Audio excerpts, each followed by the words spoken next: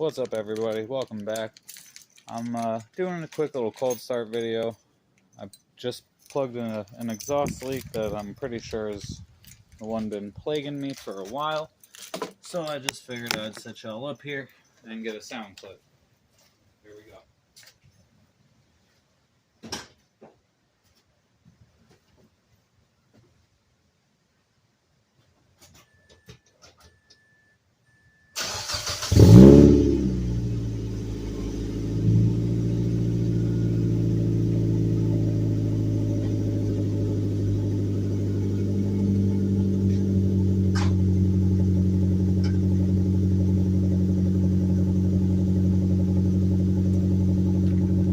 Definitely not hearing it from up front anymore.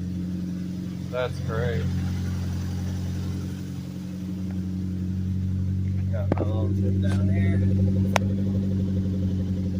Man, I love how this thing sounds.